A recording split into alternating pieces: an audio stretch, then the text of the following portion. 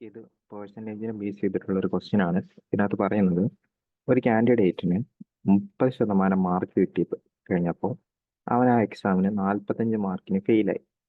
അതേസമയം 40% മാർക്ക് കിട്ടിപ്പോയി കഴിഞ്ഞപ്പോൾ പാസ് മാർക്കിനേക്കാൾ അവന് 30 മാർക്ക് കൂടുതൽ കിട്ടി.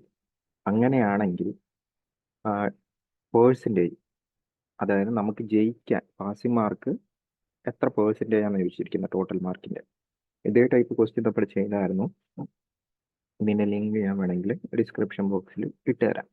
ഇതിനകത്ത് ഇപ്പോൾ പറഞ്ഞിരിക്കുന്നത് വെച്ചിട്ട് നമുക്കിതിപ്പോൾ ഫുൾ മാർക്ക് ടോട്ടൽ മാർക്ക് കണ്ടുപിടിക്കാതെ സിമ്പിളായിട്ട് ചെയ്യാൻ പറ്റും. അതിൻ്റെ കോൺസെപ്റ്റ് ആദ്യം നമുക്ക് നോക്കാം. 30% മാർക്ക് കിട്ടിക്കഴിഞ്ഞപ്പോൾ എന്ത് പറ്റി? ഇതാണ് പാസിംഗ് മാർക്ക് എന്ന് വിചാരിച്ചു. ഇതിനേക്കാളും ആൾക്ക് എത്രയാണ്? 45 മാർക്ക് കുറവാണ്. ഓക്കെ, ഇനി 40% മാർക്ക് കിട്ടിക്കഴിഞ്ഞപ്പോൾ എന്ത് പറ്റി? ഇതിനേക്കാളും 30 മാർക്ക് കൂടുതലാണ്.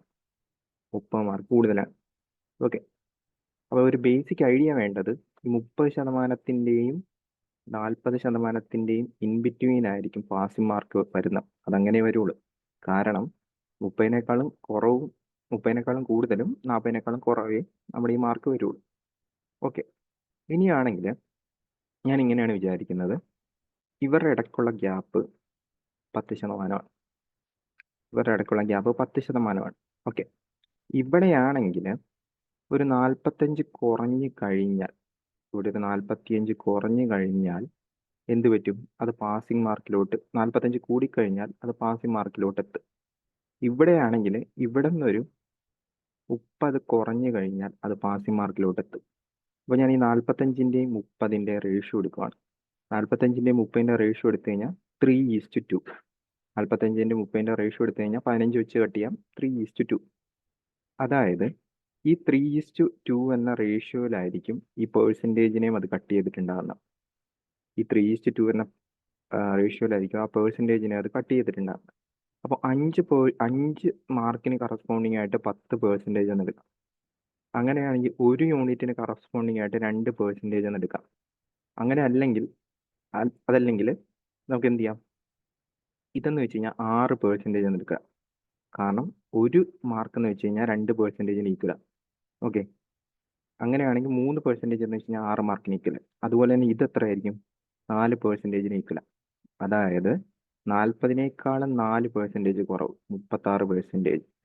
അല്ല എങ്കിൽ 30-നേക്കാളും 6% കൂടുതൽ, 36%. അതായിരിക്കും നമ്മുടെ ടോട്ടൽ പാസിംഗ് മാർക്ക്. നമ്മളല്ലാതെ കണ്ടുപിടിക്കുകയാണെങ്കിൽ ഇവിടെ ഇപ്പോൾ 10%-ആണ് വ്യത്യാസമുള്ള. ഈ 10%-ന് കറസ്പോണ്ടിങ് ആയിട്ട് വരുന്ന ചേഞ്ച് 75 എന്ന് പറഞ്ഞെടുക്കും. എന്നിട്ട് ടോട്ടൽ മാർക്ക് കിട്ടും. അതിൽ നിന്ന് 750 എന്ന് പറഞ്ഞ് കിട്ടും. ടോട്ടൽ മാർക്ക് 750 എന്ന് കിട്ടും. ആ ടോട്ടൽ മാർക്കിൻ്റെ 750 കിട്ടിയല്ലോ, അതിൻ്റെ 30% എടുക്കാം. 30% എടുക്കുമ്പോൾ നമുക്കൊരു വാല്യൂ കിട്ടും. ആ വാല്യൂ എന്ന് വെച്ച് കഴിഞ്ഞാൽ പാസിംഗ് മാർക്കിനേക്കാളും 45 കുറവാണ്. അങ്ങനെയും ചെയ്യാം.